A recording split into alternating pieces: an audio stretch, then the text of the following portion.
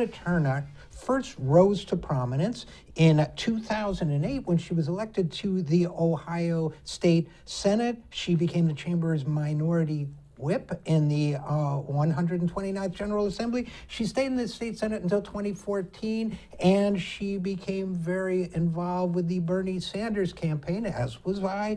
But Nina Turner was a prominent surrogate and spokesperson for Bernie Sanders in the campaign. She has now become the president of Our Revolution, an organization that sprang out of the People's Movement around that campaign, and she is here to discuss that with us now. First of all, Nina Turner, thanks for coming on the program.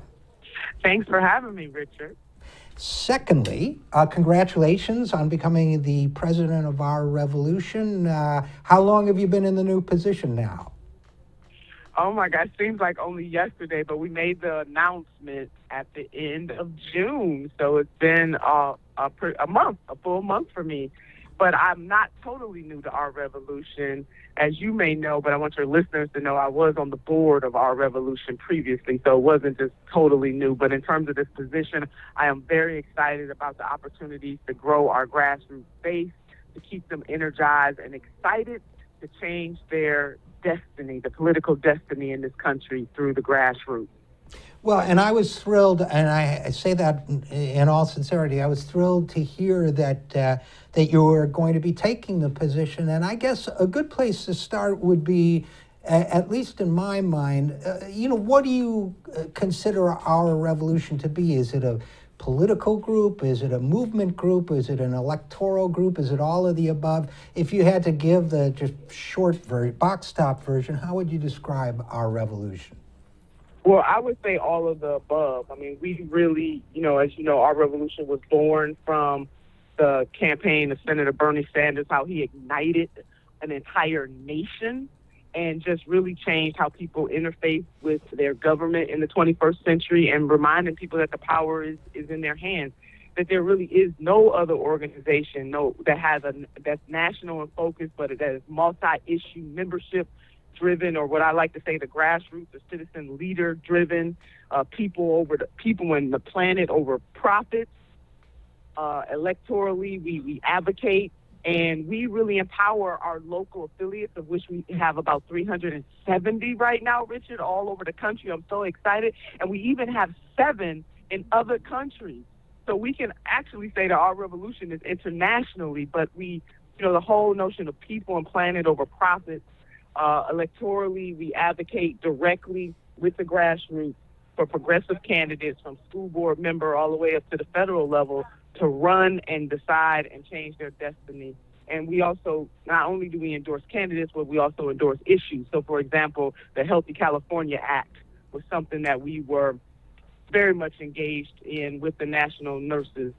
Other issues like the 28th Amendment to the Constitution, which it will seek to undo the terrible money is speech ruling of Citizens United. But we are, at our heart and soul, our core, a grassroots organizing organization that wants to see, that empowers, not just wants to see, the grassroots to regain their power, to take back their power and hold our elected officials accountable.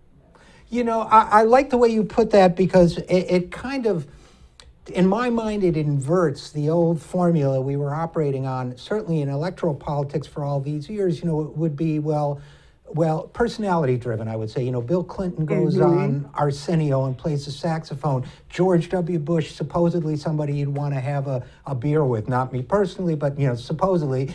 And it was all personality. And I think one of the things that the Bernie Sanders campaign energized in people was the idea that, no, it can be movement-based. It can be ground up rather than top down. It's not about who did That's what right. on the late talk shows last night. It's about what the people as a movement need. And to me, it seems like that's a niche that organizations, especially Our Revolution, can fill. Do you agree with that?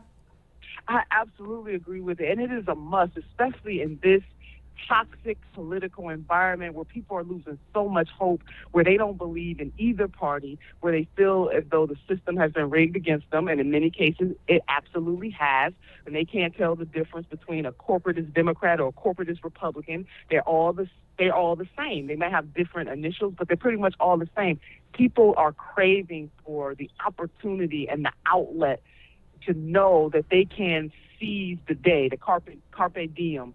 And that is what our revolution is set up specifically for, Richard, which is to remind people, not to tell them that that power belongs to somebody else, but to remind them that the power, no matter how daunting it seems, actually belongs to them.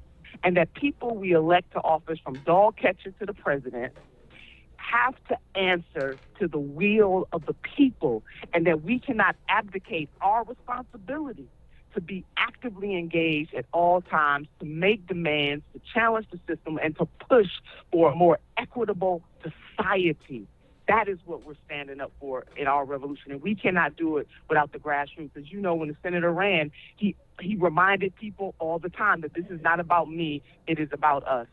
You know, and I know that he really meant it. You know, I would Yes. see him, people would say, you know, we love you, I love you, we love you. And he would say, well, I love you too, but it's really not, you know, if you know him, you know, he was saying, it's really not about me. And I guess, but if you want to do what you're talking about, what you're really, and I'm struggling a little bit to put this into words, Nina Turner, but what we're really talking about is you're part of something greater than yourself. It becomes a part of who you are as an individual, as a group of individuals. You know, how do we restore that sense? I think we had it during the Women's March. We've had it during civil rights marches and at other moments in our history. How do we restore the sense that we can be part of something greater than ourselves, that is not about preferring candidate A over candidate B or what have you, or even party A over party B, but I'm a part of this thing that is going to change the world? How do we communicate that to people? Well, we, at our revolution, we go to the people and we remind them that this is absolutely the case. Because, you know, Richard, people, sometimes they forget that we have to organize. We have to bring like-minded people together, or at least conscious-minded people together. And I won't say that the prerequisite is that people always absolutely agree, because if two people always agree, then one is not needed. But what we need is a consciousness movement, an awakening in this country, and people willing to put some sweat equity into what they believe, and to absolutely, without fail, hold their elected leaders accountable for what they say and what they do, and to make them choose a side. I mean, you can't be half-measured. Either you are for Medicare for all or you are not. Either you believe that the middle class and the working class in this country deserve better than what they have gotten, or you don't. Either you are going to use the power that you are given once you are elected by the people to push policies that lift people, or you are not. And that is what our revolution is all about. But we got to keep the flame stoked, so to speak. We got to keep people energized, and that's where we come in. Any candidate that wants to be endorsed by our revolution, Richard, it is definitely grassroots, citizen leaders led. They have to find a local affiliate in their state or in their city and get them to nominate them up. In that way, again, we empower the grassroots to say to the national, this is the person we want to nominate to be a council person or a school board member or a member of Congress or a senator or even the president of the United States. And we want people to feel this way all the time, but it takes work. It's not something that's going to happen overnight. To push this nation in a progressive direction and also hold elected officials accountable once they get elected to actually implement the policies that they said that they cared about and that they were going to push when they were on the campaign trail. It's not sexy. It doesn't get written about in the media, you know, in newspapers. We won't see it, you know, on mainstream media often enough, but it is our job to get in there and do that hard work side by side with the grassroots, Richard, and we're going to take that work to the next level, because 2017 is important, 2018 is important, 2019 is important, 2020 is important. I often say that there's no such thing as an off-year election, that a representative democracy deserves participation, and we are here to empower the participants.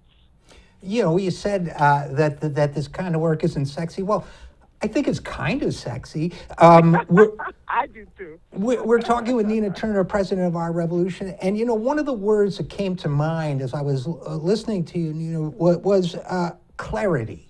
that, Yes. you know, what you're really calling for, one of the things you're calling for here is a kind of clarity. You said, you know, either you're for Medicare for all or you're not. We could, you know, name other issues. You're for $15 an hour minimum wage or you're not, and so on down the line. And I know that you all at Our Revolution have a list of key issues, and that, you know, I'm sure that will change and evolve.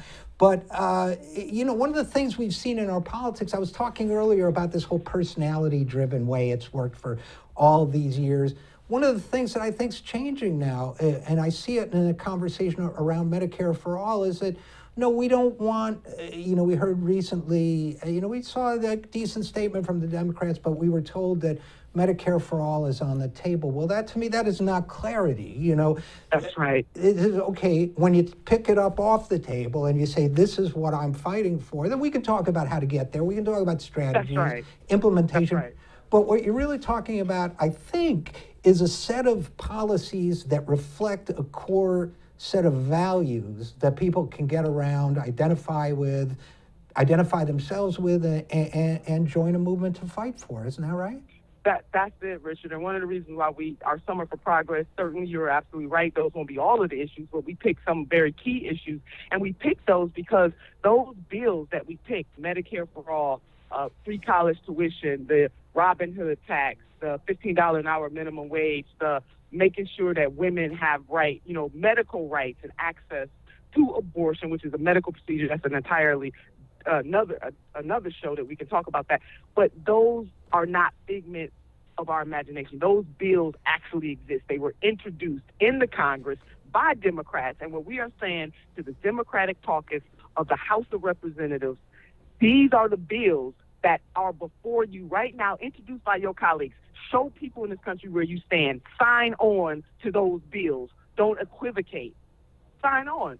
So you're absolutely right. Policy, Richard, that point to our values. So you show me what you value by whether or not you're willing to publicly declare your support and put some of your political capital on the line to make sure that some of these things are done on behalf of not only us today, but generations yet unborn, Richard. We are trying to build a better America for all people, all walks of life, today and for generations yet unborn. So I guess last question for you, Nina Turner, and it's a fairly broad subject, but, you know, I hear people say, you know, you've got, for the Summer of Progress, you got a list of issues. If you support these, you know, you are with us. I keep hearing people say, well, you shouldn't have a litmus test for policies, but isn't it all right? Isn't that democracy to say, well, this is what we stand for, and if you agree with us, we'll work with you, and if you don't, well, God bless you, but, you know, we disagree? You know, isn't it okay to say, well, these are the issues that we believe in and fight for? Well, don't we need to get past this kind of, I mean, I like the idea of a big tempo. Don't we need to say, well, these are the values we believe in, these are the ones we fight for, and the people who believe in them with us are our brothers and sisters and the ones we're going to work with? I mean, absolutely. They call it a litmus test. I call it a values proposition. I mean, and we can disagree on it, but just know that these are examples of our value proposition and where we think this country needs to go. Now, either you agree or you disagree. And if you disagree, then defend your position, not to me, not to Our Revolution, but to the citizens of this country who support the overwhelming majority of Americans, regardless of their political affiliation. Support this. If I talk to a Republican or a Democrat or a Green Party or a Libertarian, no party, when I talk to them about their problems, the things that they're trying to solve at their kitchen table, what they do know is that since 1980, the wages of the average American in this country has not kept up with inflation. What they do know is that the top 1%, less than 1%, they're doing mighty fine. But the people who live around the corner from, you know, neighborhoods in D.C., neighborhoods in Cleveland, neighborhoods in Columbus, neighborhoods in Georgia, in Atlanta, their wages, their quality of life has not improved. So they call it a litmus test. I call it a value proposition. And ultimately, they're going to have to answer to the people. Well, I can't disagree with any of that. I think I'm with you on all of that. And by the way, all the people you described, these are the people I know from growing up too. And please don't tell me they need better skills. We need. That's right. What an insult. Yeah, I totally agree. There's so much we could talk about. If you're willing, Yes. we will have you back. Okay. But unfortunately, we're going to have to leave it there. Nina Turner, president of Our Revolution, thanks so much for your good work, and thanks for coming on. Thank you, Richard. Looking forward to joining you and your listeners again. You take good care. You too.